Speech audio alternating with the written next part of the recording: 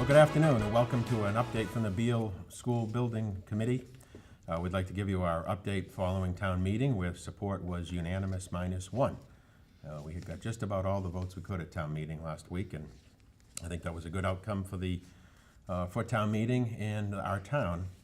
And now we go on to November 6th for the election relative to the support for the Beal School. Well, with me this afternoon is Patrick Collins, Assistant Superintendent of Schools for Finance and Operations, Superintendent Joe Sawyer, our Town Manager Kevin Mizikar, and Sandy Fritz from the School Committee.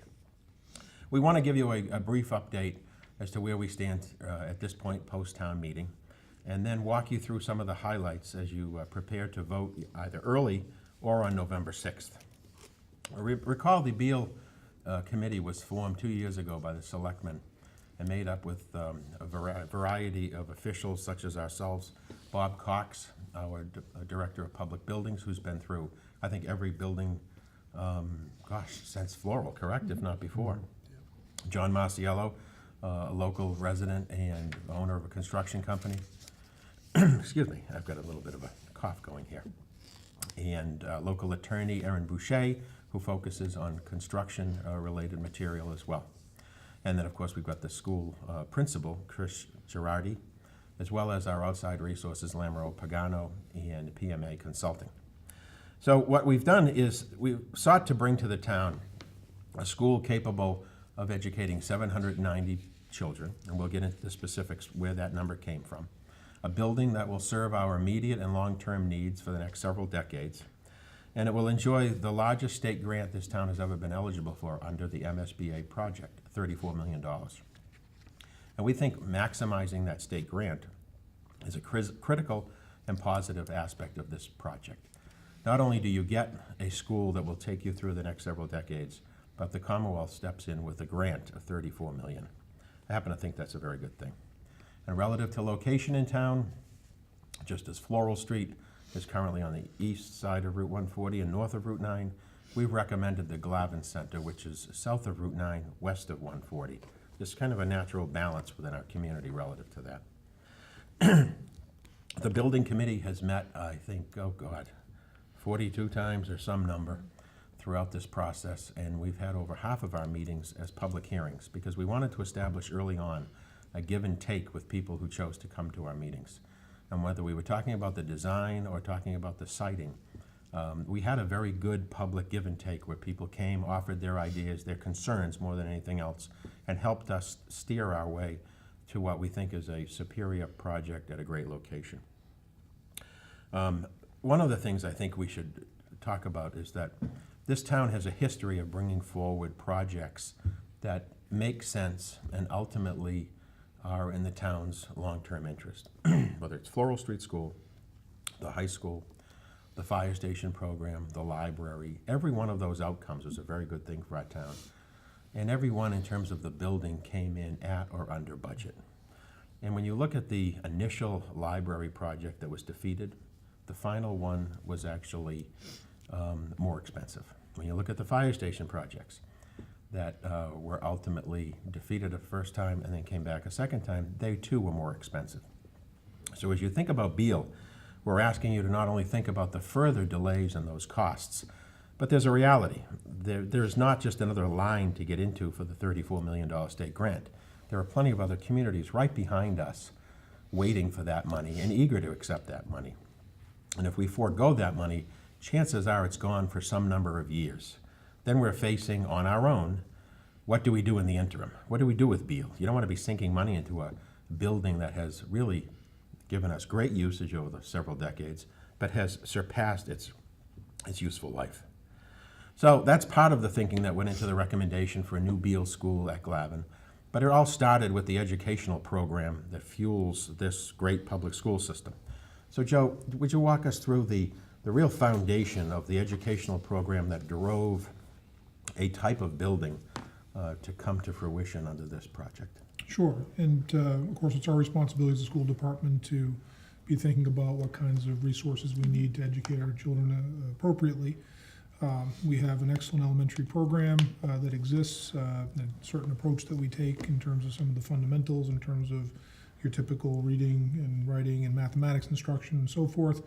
And we need space for all that to take place. We have been overcrowded at the elementary level going back to just after when Floral Street School opened. We had to start converting rooms at Floral Street School immediately for general classroom use upon its opening because it was already overcrowded. And we started almost immediately offloading multiple sections of first grade to the Beal School, which is still occurring today. We added some modular classrooms at Patton and Spring Street back in the late 1990s. And we've been able to make our way through, but we've also had to essentially cannibalize spaces that would have been used for programs such as music and art in order to meet mandates that didn't exist when a lot of these buildings were built in special education and English language learning, for example. We also are in a position where we need to make sure we have equitable spaces across the various schools across town. And of course, this project doesn't only address the almost 100-year-old Beal School building, but it's being able to draw down enrollment from each of the other elementary schools to free up space and create a parity of space across all of the neighborhoods in town, as well as to absorb future enrollment growth. We're slated to have somewhere on the order of about 240 more students join the school districts in grades kindergarten through grade 4 between this October and 2025. And that's what the MSBA was using as its enrollment projection. I know Patrick will speak to that in a bit.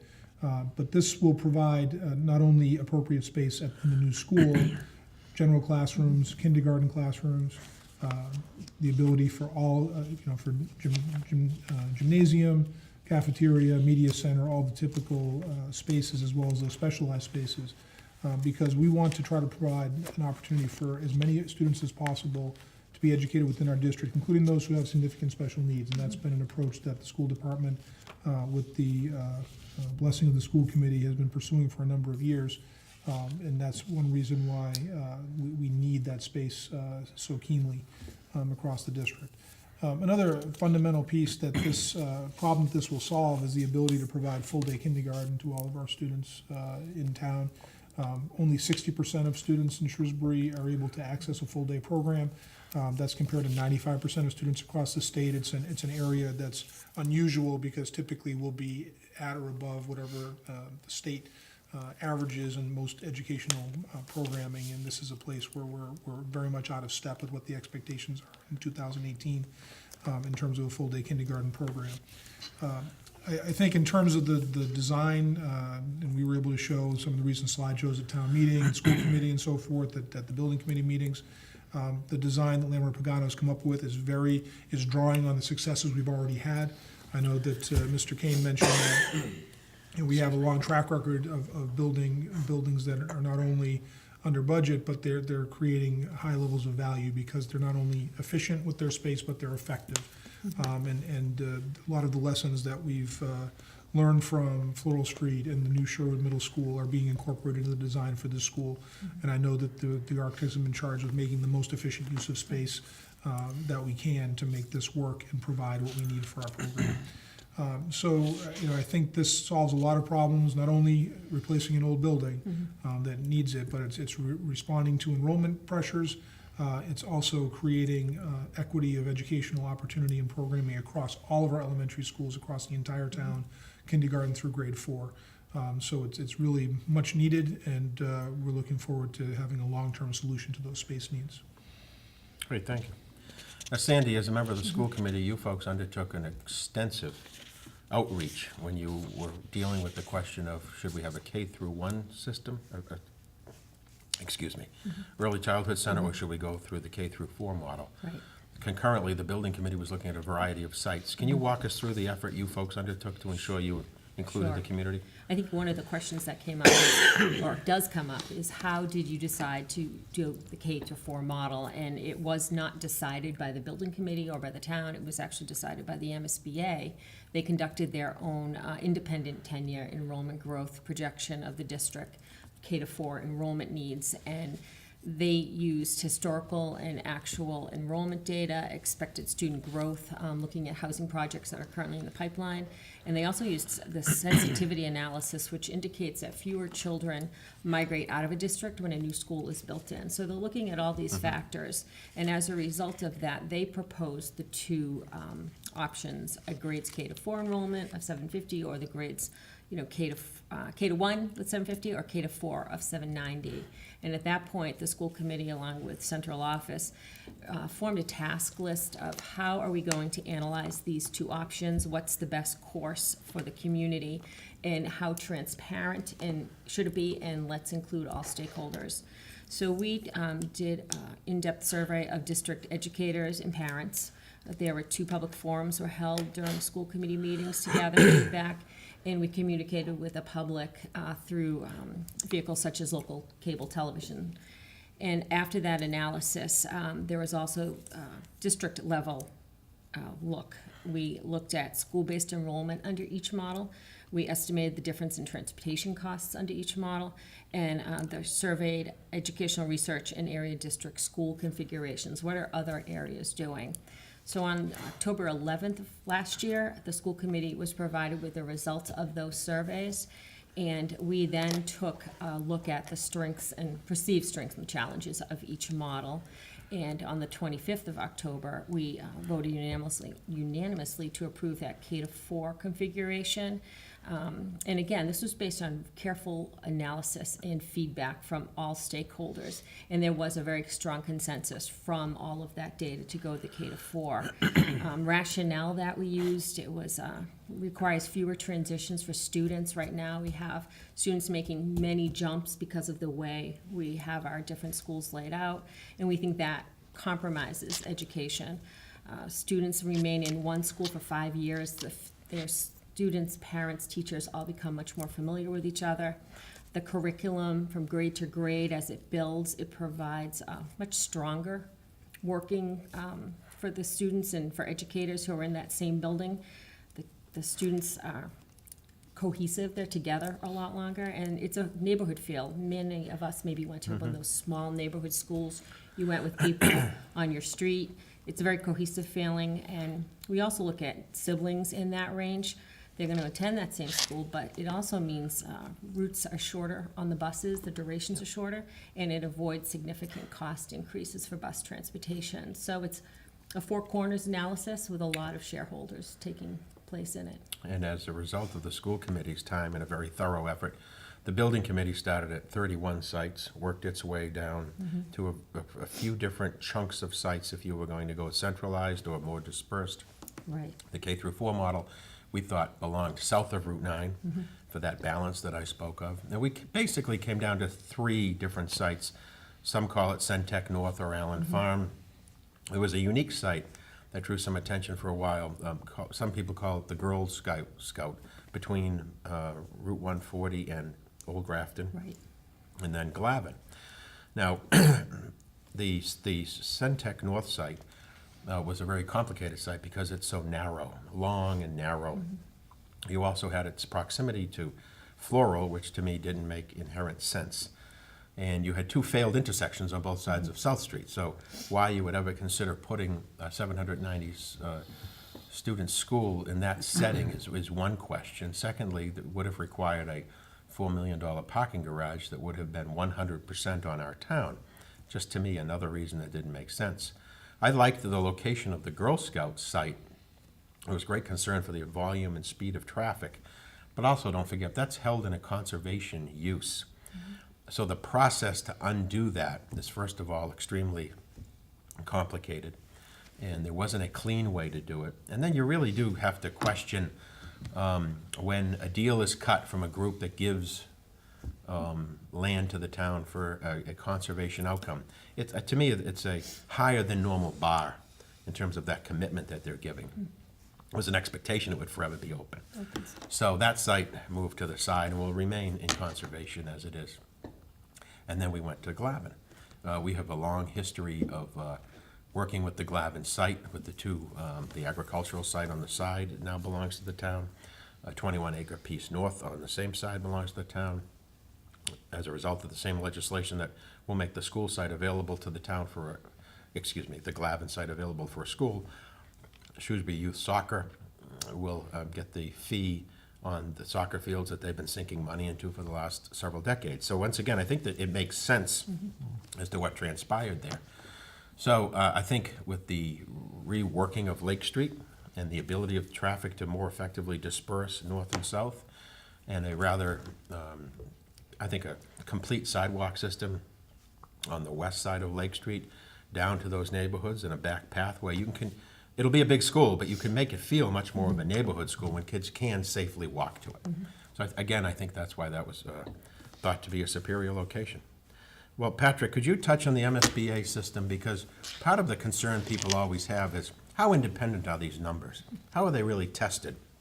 Or is it basically a good faith effort, but without any serious challenging to assumptions? Sure. Excuse me. The MSBA has been in place since 2004, and since that time, they've certainly become public school construction experts and professionals, and have managed projects and collectively in the billions of dollars. So they have an enormous amount of data, and they have a very well-refined process. And their process, for the viewing community, for us, for this Beal project, goes back into the spring of 2015, when we had to make an application, basically competing for these dollars. And at that time, in that year, every year there's an annual application process. There were 97 applications seeking funding, and only 26 were selected based upon need, including the Beal School. So we're fortunate to be selected and move along in the process. And if this project is successful with the town election on November 6th, and we go into construction, and we open a school in the fall of 2021 as planned, that's a 6.5-year long process. And the MSBA has 8 basic phases of construction and an enormous amount of guidance and regulatory requirements that we must adhere to. So that's really why it's also important to have a project management firm like PMA Consultants, who's well-versed in this process, and to assist us as a building committee and a community to help navigate that process. So they're certainly experts in helping us move this project along. And in terms of the cost estimating, this is a $92 million project, and certainly one of the biggest influence of that is the economy, the construction marketplace. And so certainly the economy is still hot, depending on what day it is and what's happening. We have ebbs and flows, but a lot of that $92 million, of course, is driven by the marketplace. So when the cost estimating for this project is done, there are cost estimating done by a project management firm, and then they hire an independent consultant to do their own cost estimating, and then they will reconcile their differences and come up with a consensus cost estimate for the project. That's what then goes to MSBA, and they have a data bank of project data. And so they're always measuring and assessing cost estimates for building projects, and they look at things like site costs, they look at things like architectural costs, which have to be within a certain tight range of the whole percentage of construction. So they are just data experts on this whole thing. Can you speak to the assumption of 790? Because how did that come from? That's a rather rigorous process as to how 790 is arrived at. It's not simply you arguing one number, Joe, and then Kristen last bringing in from a planning perspective. Sure, and I know Sandy touched upon some of these things, but we have to submit lots of data inputs to them, like all of our historical enrollments going back as far as 20 years. And so they'll look at enrollment trends. As you mentioned, Kristen Lass, we had to communicate to MSBA housing projects, single-family home permit data for recent years, multi-family home permits in the pipeline, projects in the pipeline, excuse me. And they also look at, they get data from the Department of Public Health around the ages of all of the female residents in Shrewsbury in childbearing age. So they take a look at all of that kind of information and formulate their own enrollment projection. Again, they're expert at this, and they do this 10-year enrollment projection, which led to a total K through 4 enrollment projection in looking at our existing capacity, how many seats we have right now, and how many we need is where the derivation of 790 seats came from. Great. You touched on the issue of growth, and there are some people who believe town meeting has not done enough to stop growth in town. And although several years ago a proposal for upzoning minimum lot size was defeated, the town meeting has actually taken many steps unanimously over the past few years, whether it was seeking to secure state land on Green Street to ensure that wasn't going to residential development, changing underlying zoning at the Glavin Center and at the postal facility in the event we weren't able to get control of Glavin if the postal facility ever closed. So I think there have been a variety of steps taken by town meeting. But Kevin, this is a great idea. How are we going to pay for it? Yeah, so the $92 million cost will be shared through this process that we've gone through with the MSBA. And as Mr. Cannon mentioned before, this will be the largest state grant that will be awarded through the MSBA's program to the town of Shrewsbury, $34 million. Now, the balance of those funds will be paid by the town, but we've taken a long, hard look at, is this affordable? How will it impact the tax rate? What methods in financing can we use to minimize the impact on the tax rate? And also be very prudent and diligent in the long-term costs that come into a borrowing like this to make sure that we're not just sacrificing a the amount of money that we're putting on the tax rate for the total amount of interest that we're going to pay for this project. So we've been fortunate to work diligently and develop a model that will impact the tax rate for less than $1.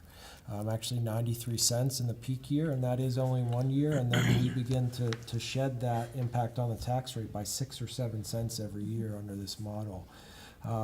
That is very consistent with the approach that the town has used on past projects like that, and what that does is I think everyone realizes that capital projects and investments that the town has to make will be ongoing. So we're giving ourselves the opportunity in the future to consider new projects without having too much on the tax rate at any given time. So this approach that we've taken is a true balance on the impact on the tax rate and the total interest that we'll pay.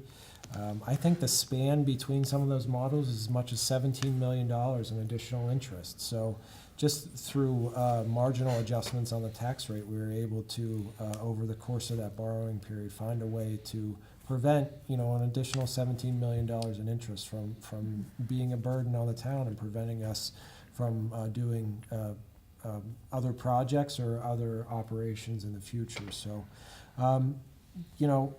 we've like I said, looked at those 16 different approaches, and we've also looked at the project cost all along the way to make sure that we have the right amount of contingencies and things like that in place that are sufficient but are still conservative. We are only at a 60% design standpoint for this school. Plenty of opportunity to find some more economies within that design and cost savings to go along with that. And I went back and did a little historical analysis with the support of our OPM. And for both the Sherwood project and the library project, we ended up only using about 50% of our contingency. Right. So we have about a little over $4 million in contingency. So if we continue to manage this project well, which will be this committee's responsibility, and I say that we will, that'll be about $2 million just in contingencies that will go unspent and will not go on the tax rate. So I think that's important to remember. I think it is important. It's also important that when we looked at the question of the debt strategy, is there a sense that interest rates are going up or going down? Right. More likely going up. So the recommendation is that we borrow just about all of it now. Right. Then the question was, well, do you borrow it and then pay it off in a certain way? We could have taken what some might call it, a more politically palatable path and had a lower first year impact, but frankly, that would have added millions of dollars to the total interest expense, of the project. So I think what you recommended to the board was the right way to do it. It immediately starts dropping off, it immediately starts giving room for other projects, and overall, it avoids a tremendous amount of interest expense, which is a good thing. Well, anything else people would like to add? I think it's important to note, if this doesn't pass, we've estimated 16 million could be the cost today of fixing what needs to be done at the existing Beal School. That's a significant amount of money that the town will have to spend all on our own dime if it doesn't pass. And you get nothing Nothing for out space, of it right? long-term. All you're simply doing is dealing with a potential roof and bringing up the life safety issues, but you're not solving for one space issue in town. You're not solving for the short-term, let alone the long-term. Exactly. Educationally, you continue to sacrifice certain programs because there simply isn't the room. That building, when it was built almost 100 years ago, was a cutting-edge space for education, and it was at that point in history. But so many things have changed. That would, to me, would just be a horrible outcome Exactly. if somehow we wound up spending $16 million to redo a building that has served us well. But the name, in my opinion, if people have studied Major Beal and his life and what he did in World War I, that name deserves to be on a new building, in my opinion. And we hope that will be the outcome on November 6th. Joe, And when you were gonna think, say well, you something? think about the value, I mean, and we have had great value as a community from that building. To rehab it for that amount of money, there's basically 14 general classrooms in that building. Yeah. You're talking about like $1 million per classroom to do a renovation, and that to me is not a good value for the Right. community.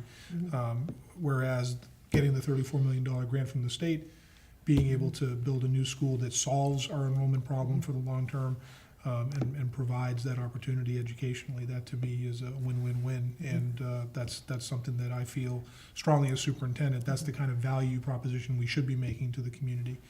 No one wants to spend dollars that we don't need to, but this is something all of our students deserve, to be in a modern building that meets their educational needs and has enough space for our program. We've been a growing community, we're going to continue to grow. That's a problem that we need to solve collectively, and this is a great opportunity to do it with state participation. Certainly is, Joe. So in closing, if any of you have any questions that may have come out of this or another bit of news that you heard around town, please feel free to contact any of us at the manager's office, the school department. We'll get you any information you need right off the bat. As you look towards November 6th, we would ask that you consider the Beal School in the affirmative. It's the largest state grant that we will get under the MSBA program for $34 million. I think after 2 years, we've come up with a sound, reasonable plan for the immediate and the interim and the long-term educational solutions for our students in our town. Having said that, if there isn't anything else, thank you very much for joining us, and have a great day.